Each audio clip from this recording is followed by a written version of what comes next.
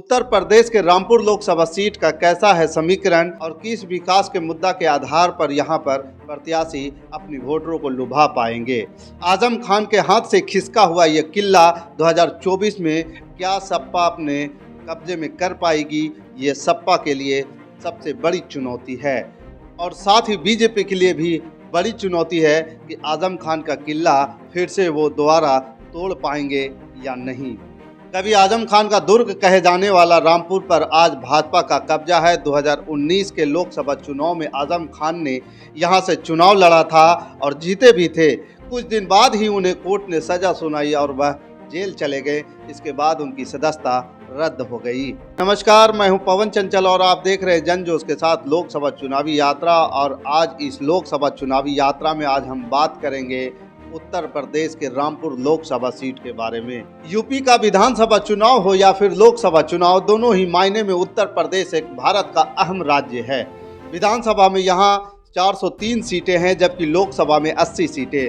राजनीतिक दृष्टिकोण से नजर डाले तो यूपी में कई सीटें ऐसी है जिन्हें सियासत का धुरी भी कहा जाता है। ऐसी ही एक सीट है रामपुर। इस शहर को वो वैसे रामपुरी चाकू के नाम से जाना जाता है, लेकिन राजनीतिक इतिहास में इसे आजम खान के शहर के तौर पर देखा जाता है। अभी आजम खान का दुर्ग कहे जाने वाला रामपुर पर आज भाजपा का कब्जा है। 2019 के लोकसभा चुनाव में आजम खान ने यहाँ से चुनाव लड़ा था और जीते भी थे, लेकिन कुछ दिन बाद ही उन्हें कोर्ट ने सजा सुनाई और वह जेल चले गए। कोर्ट से सजा मिलने के बाद आजम खान की सदस्यता को रद्द कर दिया गया। 2022 में यहाँ उपचुनाव हुए। इस चुनाव के साथ ही आजम खान की बदकिस्मती शुरू हो गई। जेल में रहकर आजम ने विधानसभा चुनाव लड़ा और जीता भी, लेकिन आजम की बदकिस्मती ने उनका साथ नहीं छोड़ा। कुछ दिन बाद फिर उनको कोर्ट ने 3 साल की सजा सुनाई। इसके बाद उनकी सदस्यता रद्द हो गई। इसके बाद आजम खान की सियासत पर ऐसा दाग लगा जो जल्द ही मिटने वाला नहीं था। सीट पर फिर से उपचुनाव हुए और भाजपा ने आजम के किले को ध्वस्त करके भगवा लहरा दिया। आजम तो यहां से खुद चुनाव लड़ नहीं सकते थे, इस वजह से उन्होंने असीम राजा को सपा के टिकट दिलवाई, लेकिन उपचुनाव में मिली हार का सबसे अधिक नुकसान सपा को हुआ। सपा ने पहले रामपुर लोकसभा सीट गंवाई, फिर विधानसभा। ऐसे में 2024 में होने वाले लोकसभा चुनाव में रामपुर सीट से सपा के लिए बहुत बड़ी चुनौती बना हुआ है। रामपुर लोकसभा सीट के अंतर्गत 5 विधानसभा सीटें हैं: स्वार, चमरौआ, बिलासपुर, रामपुर और तिलक।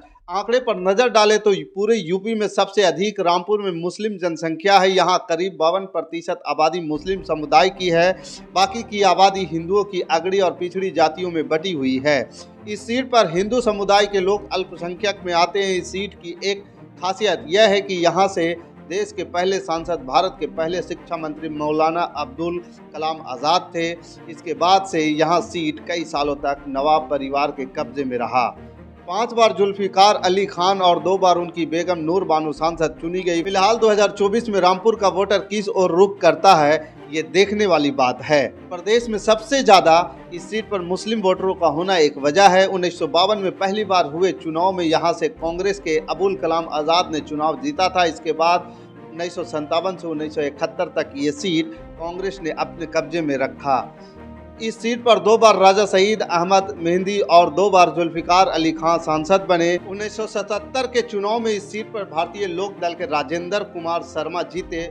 1980 में फिर कांग्रेस ने वापसी करके इस सीट पर कब्जा कर लिया। 1989 तक जुल्फिकार अली खान ने राज किया। 1991 में पहली बार भाजपा के राजेंद्र कुमार शर्मा सांसद चुने गए। 1996 में फिर कांग्रेस ने दांव आजमाया और जीत हासिल की। इस दौरान बेगम नूर बानो सांसद चुनी गई। 1998 के चुनाव में इस सीट पर मुख्तार अब्बास नकवी ने भाजपा की सीट से चुनाव लड़कर संसद पहुंचे। 1999 में फिर कांग्रेस लौटी और एक बार फिर बेगम नूर बानो सांसद चुनी गई। 2004 में यहाँ के हालात बदले और कांग्रेस का सफाया हो गया। 2004 से 14 तक लगातार समाजवादी पार्टी ने जीत हासिल की। इस दौरान अभिनेत्री जया प्रदा सांसद चुनी गई, लेकिन 2014 में मोदी लहर आई और सपा हार गई। तब इस सीट से भाजपा के डॉक्टर नेपाल सिंह सांसद चुने गए। 2019 में विधानसभा की सदस्यता से इस्तीफा देकर आजम खान लोकसभा चुनाव में उतरे और जीत हासिल की, लेकिन 2022 में उपचुनाव हुए। इस दौरान यह सीट फिर से भाजपा के खाते में चली गई। वर्तमान में रामपुर से भाजपा के राम सिंह लोधी सांसद हैं। रामपुर लोकसभा क्षेत्र में करीब 16 लाख से अधिक मतदाता हैं। 2019 की आंकड़े की बात करें, इनमें करीब 8,72,084 वोटर पुरुष हैं, जबकि 7,44,900 महिला वोटर हैं। 2014 में यहाँ कुल 59.2% वोट पड़े थे। इनमें से भी 6,905 वोट नोटा को गए थे। 2011 की जनगणना के अनुसार रामपुर क्षेत्र में कुल 50.57% से अधिक मुस्लिम आबादी है, जबकि 45.97% से अधिक हिंदुओं की जनसंख्या है। रामपुर की 5 विधानसभा में एक स्वार सीट पर अपना दल सोनेलाल का कब्जा है। यहां से वर्तमान विधायक शफीक अहमद अंसारी हैं। इन्होंने सपा की अनुराधा को 8,724 वोटों से हराया था। चमरौआ विधानसभा की बात करें तो इस सीट पर वर्तमान में सपा की नसीर अहमद खान विधायक हैं। इन्होंने भाजपा के मोहन कुमार लोधी को 34,290 वोट से परास्त किया था। बिलासपुर विधानसभा की सीट की बात करें तो भाजपा के बलदेव सिंह औलख विधायक हैं। इन्होंने सपा के अमरजीत सिंह को महज 307 वोटों से हराया था। रामपुर में अभी तक मुस्लिम ही विधायक रहा है। 2022 के उपचुनाव में पहली बार ये हिंदू विधायक चुना गया। वर्तमान में भाजपा के आकाश सक्सेना विधायक है। इन्होंने सपा के असीम रजा को 34,136 वोटों से परास्त किया था।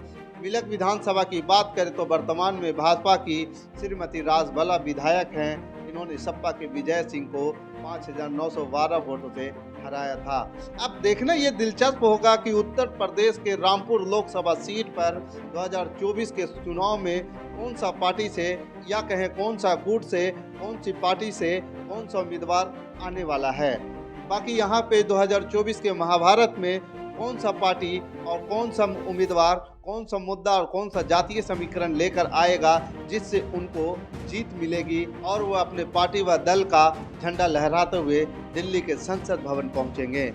आप हमें कमेंट कर जरूर बताइएगा। हमारे साथ बने रहने के लिए धन्यवाद।